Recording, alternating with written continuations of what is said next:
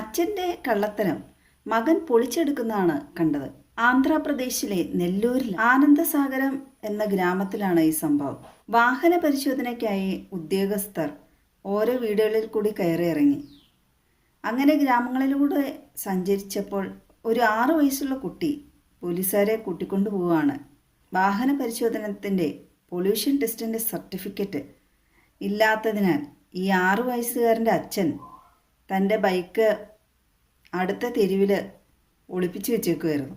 വാഹന പരിശോധനയ്ക്ക് എത്തിയ ഉദ്യോഗസ്ഥരെ വലിയ കൈയൊക്കെ ഞെളിച്ച് വലിയ നരേന്ദ്രൻ എന്നാണ് കുട്ടിയുടെ പേര്. ബാഹുബലിയാണോ എന്നൊക്കെ കമൻറ്റുകളിൽ കാണാം. കമൻറ്റ് വായിക്കാനാണ് ഏറ്റവും രസം.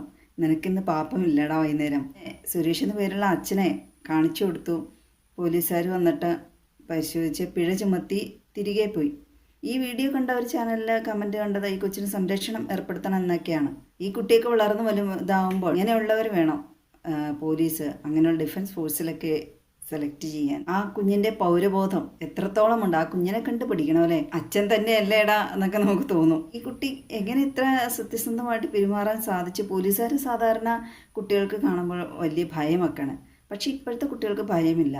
അവർ സിനിമകളും പല ഇതൊക്കെ കണ്ട് പിന്നെ ഇപ്പോൾ പോലീസുകാർ കുട്ടികളോടും നല്ല രീതിയിലൊക്കെയാണ് പെരുമാറുന്നത്. ഞാനതിൽ കൂടുതലായി ശ്രദ്ധിച്ച് അവിടുത്തെ ആ ഗവൺമെൻറ്റിൻ്റെ സംവിധാനങ്ങളാണ്. കാരണം ഗ്രാമങ്ങൾ തോറും വീടുകൾ തോറും ഒക്കെ സഞ്ചരിച്ച് ഉദ്യോഗസ്ഥർ വാഹനങ്ങൾ പരിശോധിക്കും. ആന്ധ്രയിൽ ഞാൻ പോയിട്ടുള്ളതാണ്. അവിടുത്തെ സിറ്റി വളരെ ക്ലീനാണ്. അവിടുത്തെ ഏതൊരു വീടിൻ്റെ പരിസരം പോലും അത്രയും വൃത്തി സൗത്ത് ഇന്ത്യയിൽ നമ്മൾ കാണുന്ന അവിടെ ആയിരിക്കും കൂടുതലും തോന്നുന്നു. അതവിടുത്തെ ഭരണകൂടത്തിൻ്റെ മികവ് തന്നെയാണ്, പറയാതിരിക്കാൻ കഴിയില്ല, അഭിനന്ദിക്കാതിരിക്കാൻ കഴിയില്ല. ആ കുട്ടിയുടെ സ്കൂളിങ്ങും അത്രയ്ക്കും മികച്ചതായിരിക്കണം. മുതിർന്നവരും കുട്ടിയെ നല്ല രീതിയിൽ തന്നെയാണ് നയിച്ചിരിക്കുന്ന അമ്മയുടെ ഗുണമായിരിക്കാം. പിന്നെ ഇപ്പോഴത്തെ സിനിമകളിലും അങ്ങനെയൊക്കെ തന്നെയാണല്ലോ കാണിക്കുന്നത്. ധാരികളെ കാണുമ്പോൾ അവരുടെ പവറായിരിക്കാം ചിലപ്പോൾ ഈ കുട്ടികൾക്ക് ഓർമ്മ വരുന്നത്. ഉള്ള മനസ്സിൽ കള്ളമില്ല.